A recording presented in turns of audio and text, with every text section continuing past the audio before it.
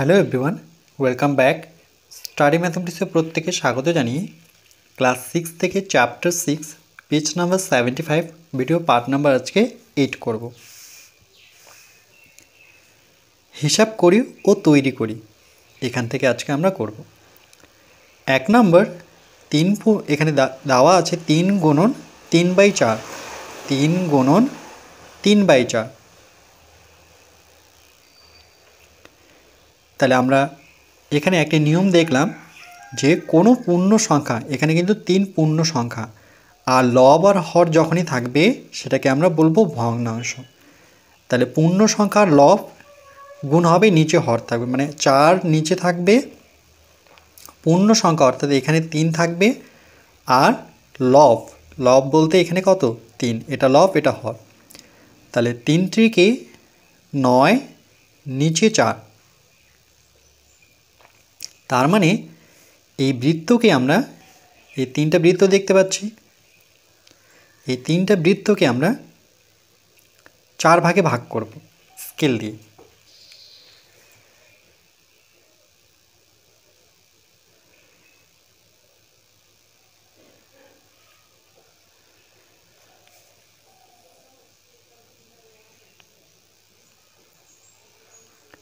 মনে রাখবে প্রত্যেকটি বৃত্ত কিন্তু কেন্দ্র দিয়ে যাবে। এই কেন্দ্র দিয়ে যাওয়া এটাকে ব্যাস বলা হয়। যদিও এখানে আমরা ব্যাস শিখছি না, কিন্তু যখন অর্ধেক করব আমরা কেন্দ্র বরাবর কিন্তু টানব।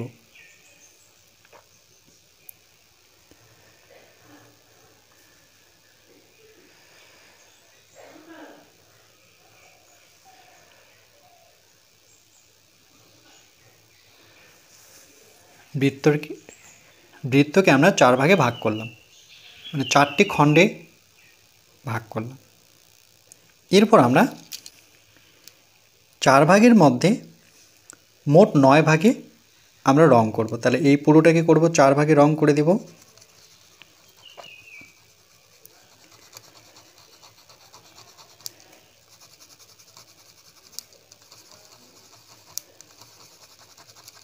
তাহলে 4টা হলো এখানে অংশ, 5, 6, 7, 8, আর এখান থেকে আমরা যে কোনো এক সাইডে একটাতে রং করব। তাহলে 1, 2, 3, 4, 5, 6, 7, 8, 9টি অংশে ভাগ হলো, মানে 9টি অংশে রং হলো।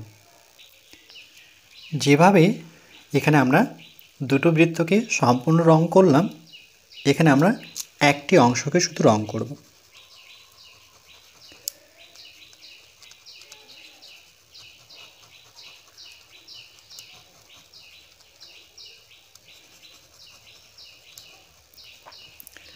তাহলে মোট রং করা হলো 1, 2, 3, 4, 5, 6, 7, 8, 9, 9টি অংশে রং করা হয়েছে। তাহলে সম্পূর্ণ রং করা হয়েছে, এখানে 1, এখানে 1, এখানে একটা সম্পূর্ণ অংশ, এখানে একটা সম্পূর্ণ অংশ, আর এখানে 4 ভাগের মধ্যে শুধু 1 ভাগে রং আছে। 1, 2, 3, 4, 4 ভাগের মধ্যে আমরা শুধু রং দিয়েছি একটি অংশে, আর এখানে 4টি, অর্থাৎ সম্পূর্ণ মানেই কিন্তু 1। তাহলে 1 আর 1-এর যোগফল কত? এখানে আমরা লিখব সম্পূর্ণ অংশে রং দিয়েছি এরকম দুটো বৃত্ত, তারপরে যোগ চিহ্ন বসাবো, আর এখানে বসাবো 4 ভাগের মধ্যে আমরা 1 ভাগে শুধু রং করেছি, সমান সমান। এটাকে যদি আমরা ক্লাস 5-এ শিখেছিলাম, এই যোগ চিহ্নটাকে যদি সরিয়ে নিই তাহলে আমরা 2 পূর্ণ 1-এর 4 লিখতে পারি, 2 পূর্ণ 1-এর 4। আবার যদি গুণ করি এটার সাথে, এটা 4 দুগুণে 8, 8-এর সাথে 1 যোগ করলে 9, 9/4।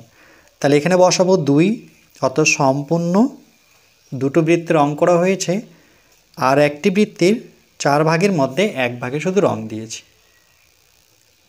এরপর আমরা দ্বিতীয় দাগেরটি করব, 2 গুণন 7/6। তাহলে আমরা জানি যে নিচে 6ই থাকবে, আর লবের সাথে পূর্ণ সংখ্যা গুণ হবে। এটা হচ্ছে 2 হচ্ছে পূর্ণ সংখ্যা, আর লব হচ্ছে, এই ভগ্নাংশটির লব হচ্ছে 7। তাহলে 7 দুগুণে 14 আর নিচে হচ্ছে 6।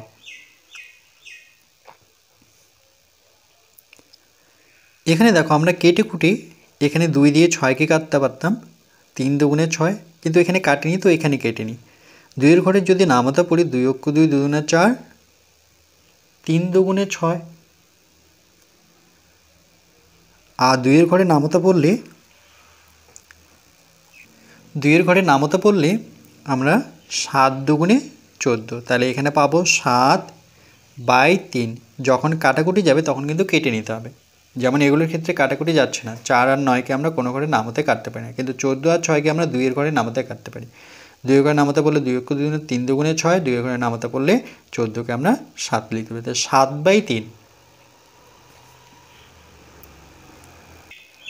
এখানে দেখো দুটো ছোট ছোট এরকম বক্স রেখেছে, মানে ঘর রেখেছে, ফাঁকা ঘর, কিন্তু এখানে বৃত্ত আঁকা অসম্ভব, অনেক ছোট হয়ে যাবে, এই জন্য আমি এখানে নিচে করে দিচ্ছি। দুটো বৃত্ত আমরা অঙ্কন করব।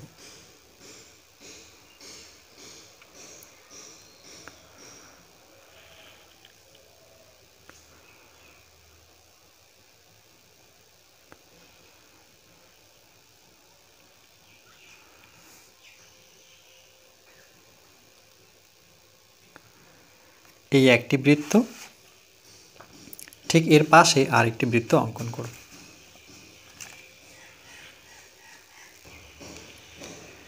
একই মাপ নিয়ে, মানে একই মাপের দুটো বৃত্ত আমরা অঙ্কন করব।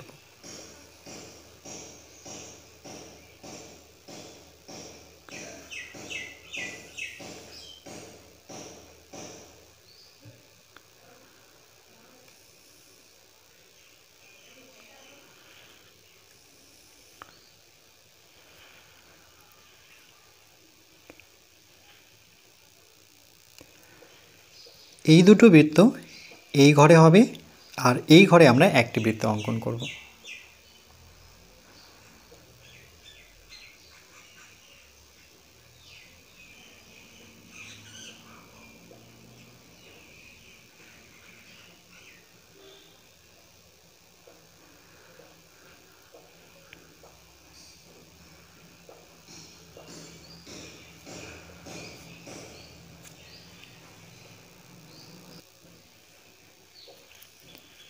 এই ঘরে আমরা দুটো বৃত্ত নিলাম, এই ঘরে একটা বৃত্ত নিলাম। কেন 3টা বৃত্ত নিলাম? তার কারণ এখানে যে আমাদের ভগ্নাংশটি আছে সেটি হচ্ছে 3।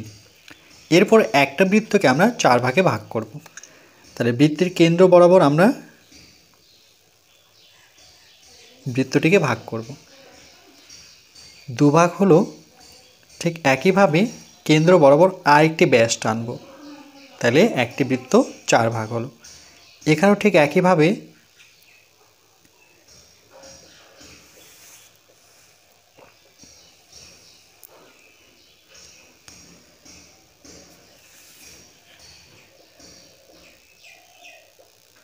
যেহেতু এখানে 3 আছে, তাহলে পরেরটাকে কিন্তু আমরা 4 ভাগে ভাগ করব না, 3 ভাগে ভাগ করব। এমনভাবে ভাগ করব যাতে প্রত্যেকটি ভাগ সমান হয়।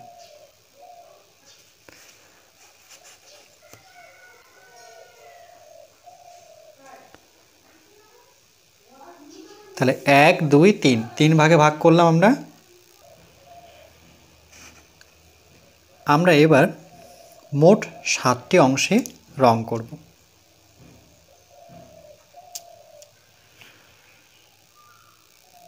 আচ্ছা, এই বৃত্তটাকেও কিন্তু আমাদের 3 ভাগে ভাগ করতে হবে, কেন কি 3 আছে, এটা 4 ভাগে করতে পারবো না, তাহলে এটা 3 ভাগ। 4 ভাগ যেহেতু করে নিয়েছি, তাহলে আমি একটা কাজ করি, এই ভাগটাকে সম্পূর্ণ 1 ভাগ ধরি, এটা 2 আর এটাকে 3। তাহলে এই ভাগটাতে আমি পেন দিয়ে রং করে দিই।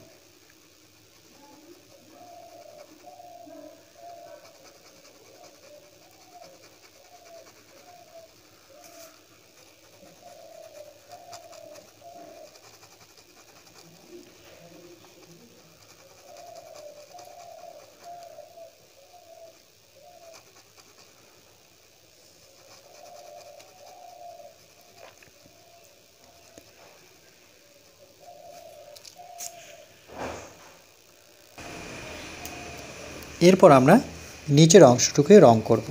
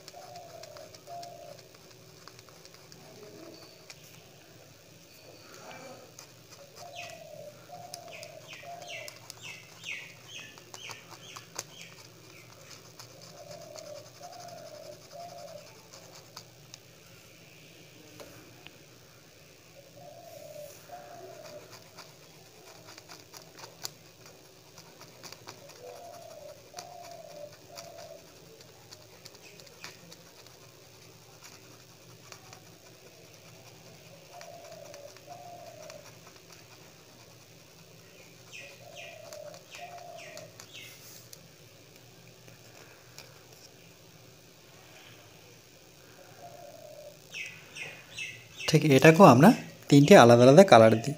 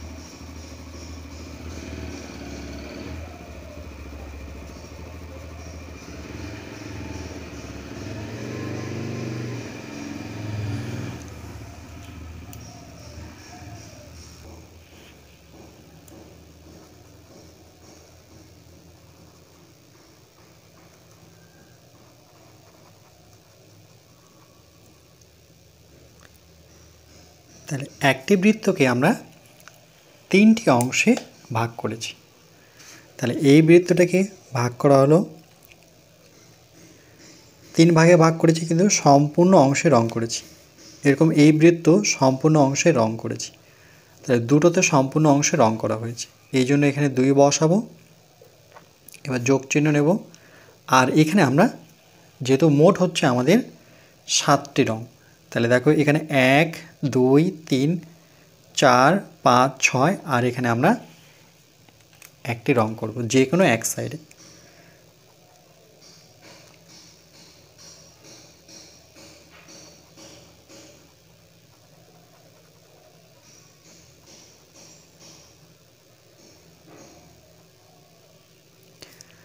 এক 2 3 4 5 6 7, তাহলে মোট হচ্ছে 7টি অংশে রং করলাম।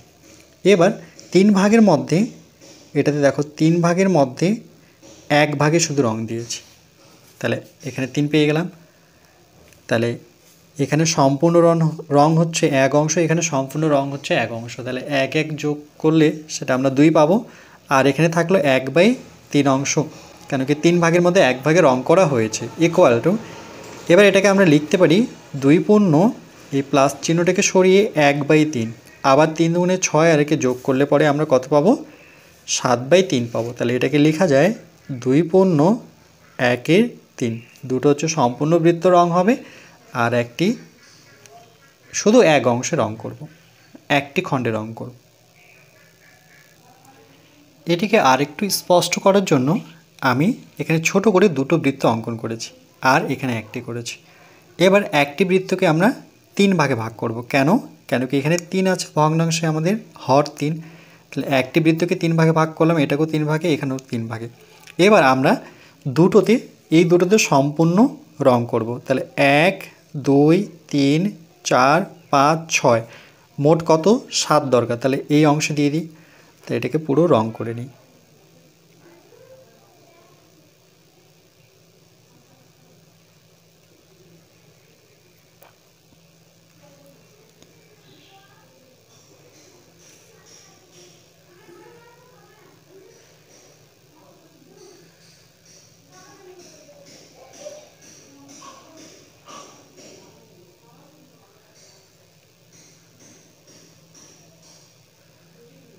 তো এটা সম্পূর্ণ রং করলাম।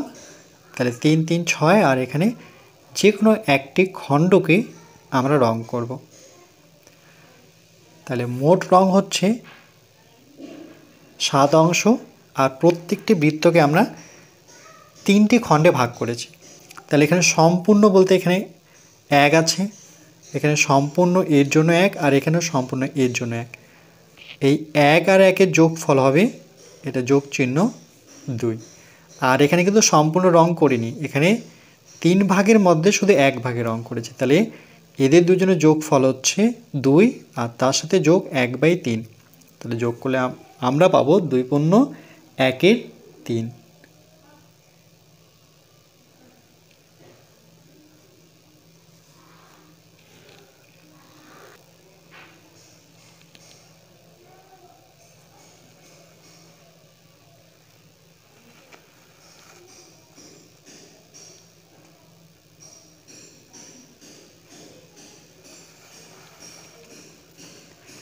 এরপর পেজ নাম্বার 76-এ আমরা ম্যাথ নং 9 করব, পার্ট নং 9 করব।